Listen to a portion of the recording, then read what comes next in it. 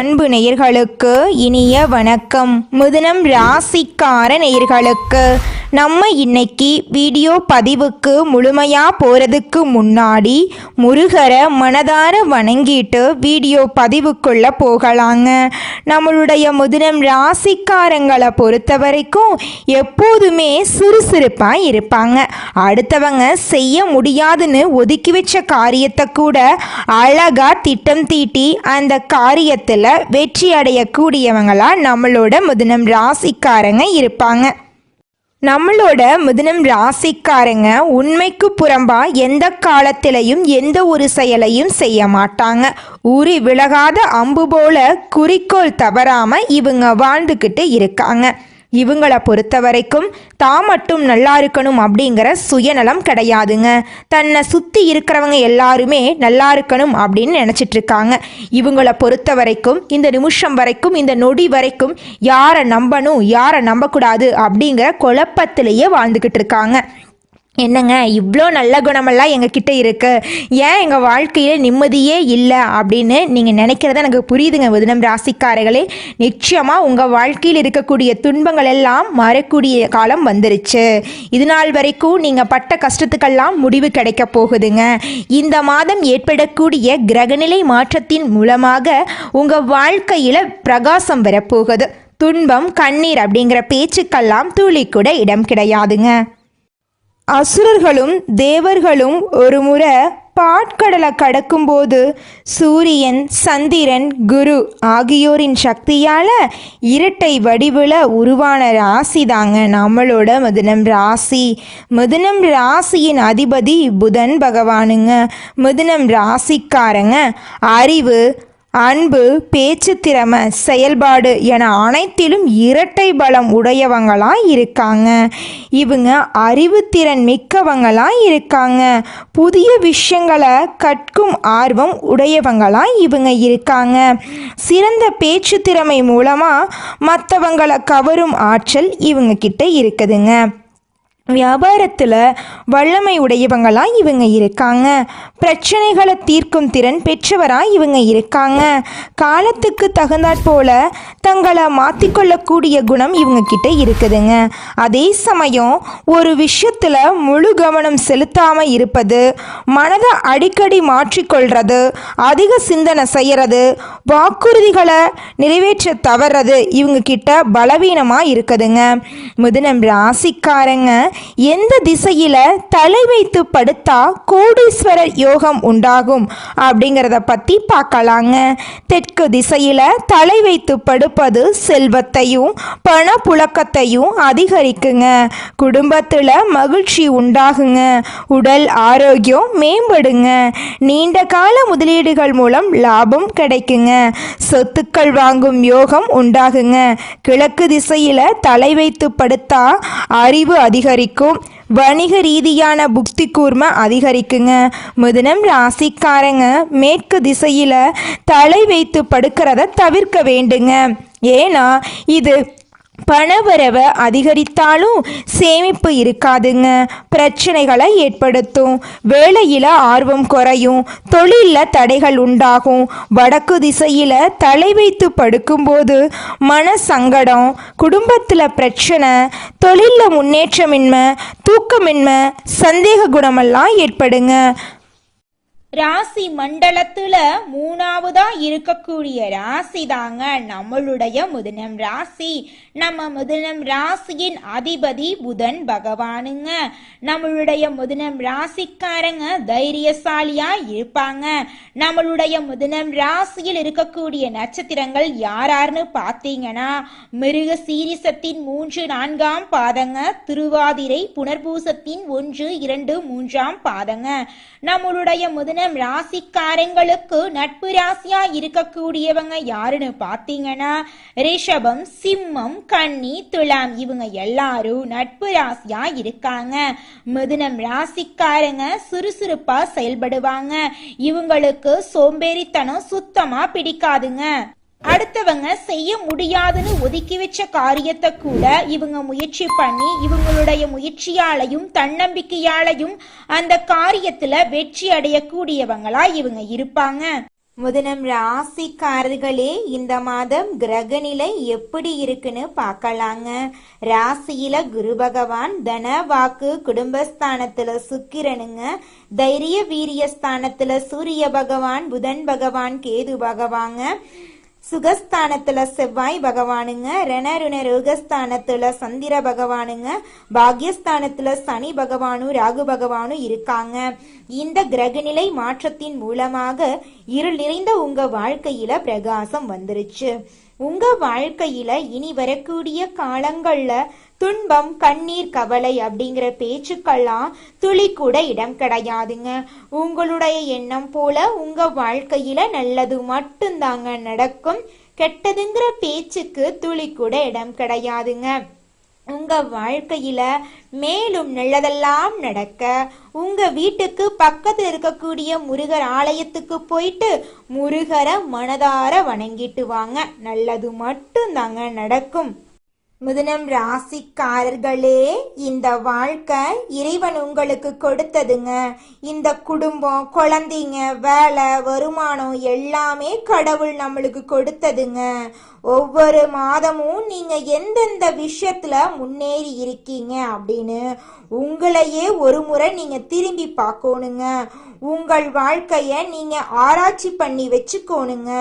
அதிகாலை நேரத்துல 3 மணியிலிருந்து 6 மணிக்குள்ள அலாரம் இல்லாம உங்களுக்கு விழிப்பு வருது அப்படின்னா பிரபஞ்சத்தின் ஈர்ப்பு விதிக்கு ஏற்ற நபரா நீங்க மாறி இருக்கீங்கன்னு அர்த்தங்க. அந்த நேரத்துல நீங்க என்ன பண்ணணும்னு பார்த்தீங்கன்னா, கிழக்கு திசை நோக்கி அமர்ந்து உங்க வாழ்க்கையில நடக்கக்கூடிய நல்ல விஷயங்களை நினைச்சு பாருங்க. நிச்சயமா உங்களுடைய எண்ணம் போல நீங்க நினைச்ச அனைத்து நல்ல விஷயங்களும் உங்க வாழ்க்கையில நடந்தே தீருங்க. மனிதனா பிறந்த ஒவ்வொருவருக்கும் ஆசை இருக்கதாங்க செய்யும். அந்த ஆசைகளை அடைய நம்ம நினைச்சா மட்டும் பத்தாதுங்க. முழு மனசோட நம்மளுடைய ஆசைகளை அடைவதற்கான வழிய ஒவ்வொரு நாளும் என்ன பண்ணணும்னு யோசிச்சு அதற்கான திட்டங்களை தீட்டி உழைச்சுக்கிட்டே இருக்கணுங்க. உழைச்சா நிச்சயமா நம்மளுடைய ஆசைகள் எல்லாமே நிறைவேறிடுங்க. உங்க வாழ்க்கையில இனி வரக்கூடிய காலங்கள்ல உங்களுடைய அனைத்து ஆசைகளும் நிறைவேற போகுதுங்க. அப்படி ஒவ்வொரு மனிதனுக்கும் இருக்கக்கூடிய பொதுவான ஆசை என்னன்னு பார்த்தீங்கன்னா 16 செல்வங்களையும் அடைந்து வாழணும் அப்படின்னு தான் ஒவ்வொரு மனிதனுடைய ஆசையும் இருக்குதுங்க. பணம் வேணும், பதவி வேணும், புகழ் வேணும், கௌரவம் வேணும் அப்படின்னு தான் ஒவ்வொரு மனிதனும் தினமும் வாழ்ந்துகிட்டு இருக்கான். அதை நோக்கிய பயணத்தை தான் ஒவ்வொரு நாளும் மனிதன் வாழ்ந்துகிட்டு இருக்கான். ஒவ்வொரு நாளையும் ரசிச்சு வாழ்றது கிடையாது. எந்த ஒரு மனிதனும் போராட்டத்துல தாங்க இந்த உலகத்துல ஒவ்வொரு மனிதனும் வாழ்க்கைய வாழ்ந்துட்டு இருக்காங்க.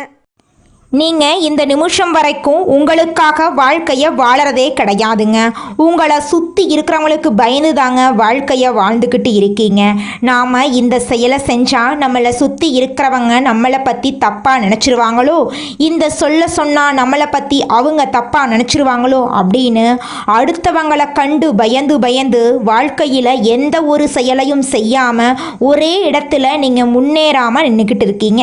இனி வரக்கூடிய காலங்களையாவது யாரை கண்டும் அச்சப்படாம கடவுளை கண்டு மட்டும் பயந்தா மட்டும் போதுங்க. வேற யாரை கண்டும் நீங்க பயப்பட வேண்டாம். கடவுள் இந்த உலகத்துல உங்களை எதுக்காகங்க படைச்சிருக்காரு?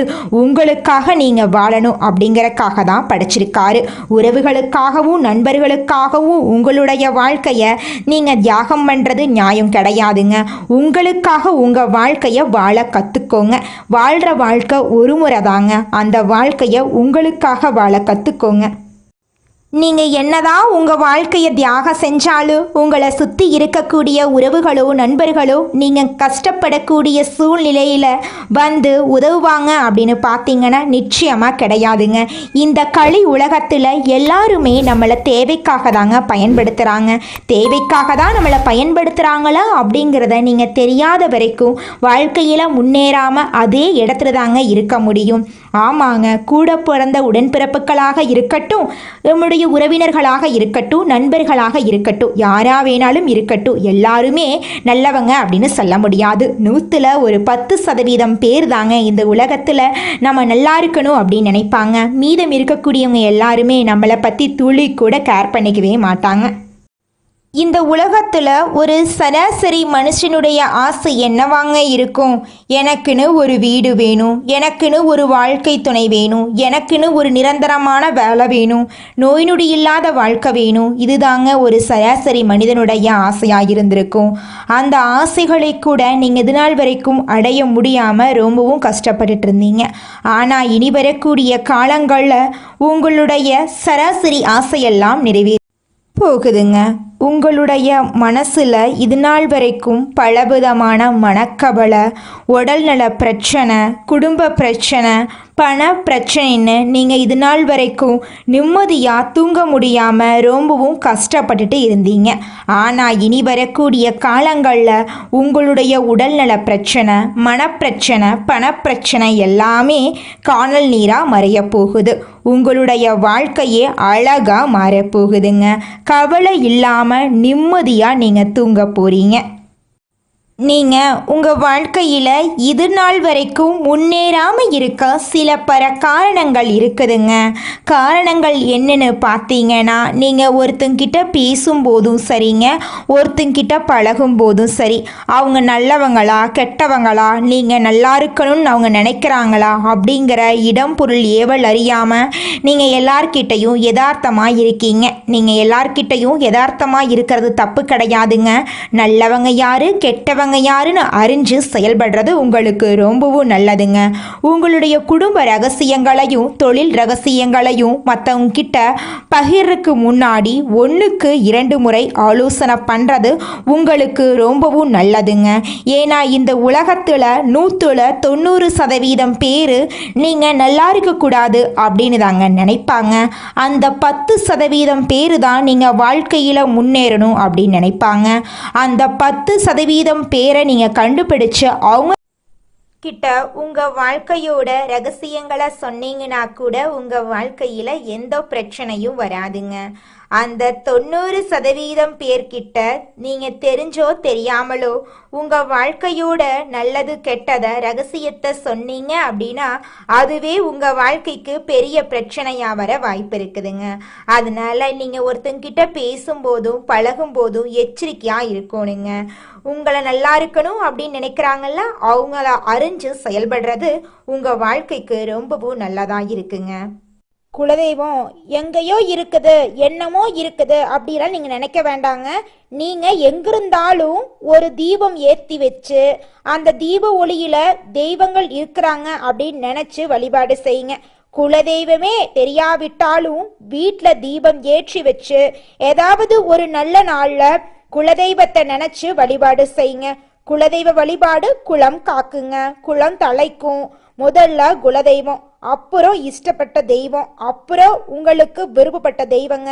எந்த கோயிலுக்கு போனாலும் என்ன பண்ணாலும் ஏற்றமில்லை அப்படின்னு நீங்க சொல்லுவீங்க. தினமும் எந்திரிச்ச உடனே சூரிய பகவானை நமஸ்காரம் பண்ணுங்க. அவங்களுடைய அனுகிரகம் இருந்தா போதும்.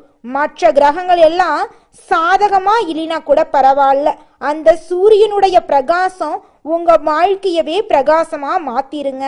அந்த வெளிச்சம் உங்களை வந்து சேருங்க. உங்க வாழ்க்கையில் இருக்கக்கூடிய கண்ணீரெல்லாம் கரைஞ்சு போயிருங்க. மிதுனம் ராசிக்காரங்களே, வாஸ்துப்படி நீங்கள் கவனிக்க வேண்டிய சில விஷயங்கள் இருக்குதுங்க. அது என்னன்னு பார்க்கலாங்க. வடக்கு திசையை சுத்தமாக வச்சுருக்கணும், ஒளிமயமாக வச்சுருக்கணும். பணப்பட்டி பீரோவை தென்மேற்கு பகுதியில் வடக்கை நோக்கி திறக்கும்படி வச்சிருக்கணும். படிக்கும் மற்றும் வேலை செய்யும் டேபிளை கிழக்கு அல்லது வடக்கை நோக்கி வச்சிருக்கணுங்க. வடகிழக்கில் பச்சை செடிகளை வளர்க்க வேண்டுங்க. குப்பைகள் மற்றும் பழைய பொருட்களை வடகிழக்கில் வைக்கக்கூடாதுங்க. படுக்கை அறையில் கண்ணாடியை முகத்தை பார்க்கும் மாதிரி வைக்கக்கூடாதுங்க. மிதுனம் ராசிக்காரர்களுக்கு நன்மை தரக்கூடிய உறவுகள் யாருன்னு பார்த்தீங்கன்னா, தாய் மாமன், அம்மா வழி, பாட்டி வீடு, கூட பிறந்த தம்பி, நண்பர்கள். தீமை செய்யக்கூடிய உறவுகள் யாருன்னு பார்த்தீங்கன்னா, அப்பா வீட்டு மூத்த உறவுகள், பெரியப்பா பெரியம்மா, மாமியார் வீட்டு பக்கங்க. மிதுனம் ராசிக்கு அதிபதி புதன் பகவான் என்பதால் திருச்செங்காட்டில் அருள்பாலிக்கும் வேதாரண்யேஸ்வரரை ஒரு முறையாவது சென்று நீங்கள் வழிபாடு செய்ய வேண்டுங்க. கிடையாதுங்க. புதன்கிழமை நாட்களில் பச்சை நிற ஆடைகளை அணிந்து சென்று விநாயக பெருமாளுக்கு அருகம்புல் மாலை அணிவித்து விநாயகரை மனதார வணங்கிட்டு வாங்க. உங்கள் வாழ்க்கையில் இருக்கக்கூடிய துன்பங்கள் எல்லாமே காணாமல் போயிருங்க. மிதுனம் ராசிக்காரங்க புதன் பகவானை அதிபதியாக கொண்டிருக்கிறதுனால கல்வி, அறிவு, ஞானம் போன்ற அனைத்து வளங்களும் உங்களுக்கு இருக்குதுங்க. அதை சரியாக பயன்படுத்தி வாழ்க்கையில் நீங்கள் வெற்றி அடையக்கூடிய காலம் வந்துருச்சுங்க. இந்த உலகத்துல யாருங்க கோடீஸ்வரன்?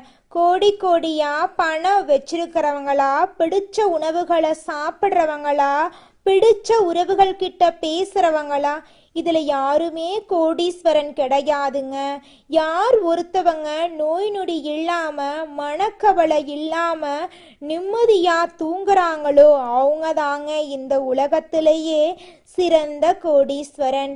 அப்பேற்பட்ட கோடீஸ்வரன் ஆகக்கூடிய யோகம் உங்களுக்கு இந்த மாதம் அமைஞ்சிருக்குதுங்க. உங்க வாழ்க்கையில இனி வரக்கூடிய காலங்கள்ல கவலை, கண்ணீர் அப்படிங்கிற பேச்சுக்கெல்லாம் துளி கூட இடம் கிடையாதுங்க. இது நாள் வரைக்கும் உங்களுடைய மனசில் இருந்த மனக்கவலைகள் எல்லாம் இனி வரக்கூடிய காலங்கள்ல காணாம போகுதுங்க. நீங்க சந்தோஷமான ஆரோக்கியமான வாழ்க்கைய இனி வரக்கூடிய காலங்கள்ல வாழ போறீங்க. உங்க வாழ்க்கையில சந்தோஷம் நிலைச்சிருக்க போகுதுங்க. மிதுனம் ராசியில் இருக்கக்கூடிய ஒவ்வொரு நட்சத்திரக்காரர்களுக்கும் இந்த மாதம் எப்படி அமைஞ்சிருக்குதுன்னு பார்க்கலாங்க. முதலாவதாக நம்முடைய மிதுனம் ராசியில் இருக்கக்கூடிய நட்சத்திரம் மிருக சீரிசம் 3, 4ஆம் பாதம். உங்களுக்கு இந்த மாதம் எப்படி இருக்குன்னு பார்க்கலாங்க. குடும்பத்தில் மகிழ்ச்சியான சூழ்நிலை நிலவ போகுதுங்க. நண்பர்கள், உறவினர்கள் மூலமாக நல்ல செய்திகள் உங்களை வந்தடைய போகுதுங்க. பயணங்களால் உங்களுக்கு பயன் கிடைக்க போகுதுங்க. வங்கிகளில் சேமிப்புகள் உயர போகுதுங்க. விலை உயர்ந்த ஆடைகள், ஆபரணங்களை வாங்க போகிறீங்க. உங்கள் குடும்பத்தில் சுபகாரியங்கள் தொடர்ச்சியாக நடக்க போகுது. திருமணம் ஆகாதவர்களுக்கு திருமணம் நடக்க போகுது. குழந்தை பாக்கியம் இல்லாதவர்களுக்கு குழந்தை பாக்கியம் கிடைக்க போகுதுங்க. இந்த மாதம் நீங்கள் எதிர்பார்த்தபடி பணம் உங்கள் கைக்கு கிடைக்க போகுது. நீண்ட நாட்களாக நீங்கள் முயற்சி செய்த காரியங்களில் வெற்றி அடையக்கூடிய மாதமாக உங்களுக்கு இந்த மாதம் அமைஞ்சிருக்குதுங்க. அடுத்ததாக நம்முடைய மிதுனம் ராசியில் இருக்கக்கூடிய நட்சத்திரம் திருவாதிரை. உங்களுக்கு இந்த மாதம் எப்படி இருக்குன்னு பார்க்கலாங்க. தெய்வ காரியங்களில் உங்களுடைய கவனத்தை நீங்கள் செலுத்த போகிறீங்க. பெற்றோரின் உடல்நிலை சீராக இருக்க போகுது. உறவினர்களிடம் உங்களின் மதிப்பும் மரியாதையும் உயரப்போகுது. நிலம், வீடு சம்பந்தமாக உள்ள முயற்சிகள் கைகூட போகுது. பெண்களால் உங்களுக்கு அனுகூலம் ஏற்பட போகுது. புதிய வேலை உங்களுக்கு கிடைக்க போகுது. வேலையில் இருக்கிறவங்களுக்கு நிரந்தர வேலையாக போகுது. வியாபாரம் சிறப்பாக இருக்க போகுதுங்க. உங்கள் வாழ்க்கையில் நல்லதெல்லாம் அடுக்கடுக்காக நடக்க போகுதுங்க. அடுத்ததாக நம்முடைய மிதுனம் ராசியில் இருக்கக்கூடிய நட்சத்திரம் புனர்பூசம் 1, 2, 3ஆம் பாதம். உங்களுக்கு இந்த மாதம் எப்படி அமைஞ்சிருக்குதுன்னு பார்க்கலாங்க. உத்தியோகத்தில் இருக்கிறவங்களுக்கு தங்களது திறமைகளை காட்ட வாய்ப்புகள் வந்து சேரப்போகுது. அரசியலில் உள்ளவங்களுக்கு புதிய பொறுப்புகள் வந்து சேரப்போகுது. மாணவர்களுக்கு கல்வியில் முன்னேற்றம் ஏற்பட போகுது. தடைபட்டு பாதியில் நின்ற தொழில் கட்டுமானம் தற்போது முடிய போகுது. அரசியல்வாதிகளுக்கு எதிரிகளை வசமாக்கும் நூதன வளர்ச்சி தெரிய போகுது. குடும்பத்தில் சந்தோஷம் நிலைச்சிருக்க போகுது. உங்களுடைய ஆசைகள், கனவுகள் எல்லாமே நிறைவேறக்கூடிய மாதமாக உங்களுக்கு இந்த மாதம் அமைஞ்சிருக்குதுங்க. கலைத்துறையினருக்கு உங்களுடைய கலை திறமையை வெளி உலகத்துக்கு வெளிப்படுத்தக்கூடிய மாதமாக இந்த மாதம் அமைஞ்சிருக்குதுங்க. குடும்பத்தில் கணவன் மனைவிக்கு இடையே இருந்த ஈகோ பிரச்சனை காணாம போகுதுங்க. கணவன் மனைவி இருவருமே ஒற்றுமையான வாழ்க்கையை வாழ போறீங்க. உங்கள் குடும்பத்தில் சந்தோஷம் நிலைச்சிருக்க போகுது. உங்களுடைய மனக்குழப்பம் காணாம போகக்கூடிய மாதமாக இந்த மாதம் உங்களுக்கு அமைஞ்சிருக்குதுங்க. மிதுனம் ராசிக்காரர்களே, உங்களுக்கு இந்த மாதம் அதிர்ஷ்டம் தரக்கூடிய நிறம் வெள்ளை நிறம், ஊதா நிறங்க. உங்களுக்கு அதிர்ஷ்டம் தரக்கூடிய திசை தென்கிழக்கு வடகிழக்குங்க. உங்களுக்கு அதிர்ஷ்டம் தரக்கூடிய எண்கள் 6 7ங்க. அதிர்ஷ்டம் தரக்கூடிய கிழமைகள் வெள்ளிக்கிழமை புதன்கிழமைங்க. உங்களுக்கு அதிர்ஷ்டம் தரக்கூடிய மலர்கள் மல்லிகை மலர், முல்லை மலருங்க. உங்கள் வாழ்க்கையில் இந்த மாதம் மேலும் நல்லதெல்லாம் நடக்க நீங்கள் செய்யக்கூடிய பரிகாரம் என்னென்னு பார்த்தீங்கன்னா, புதன்கிழமை தோறும் உங்கள் வீட்டுக்கு பக்கத்தில் இருக்கக்கூடிய பெருமாள் ஆலயத்துக்கு போயிட்டு பெருமாளை மனதார வணங்கிட்டு வாங்க. உங்கள் வாழ்க்கையில் இருக்கக்கூடிய துன்பங்கள் எல்லாமே காணாமல் போயிருங்க. உங்களுடைய எண்ணம் போல் உங்கள் வாழ்க்கையில் நல்லது மட்டும்தாங்க நடக்கும். நன்றி, வணக்கம்.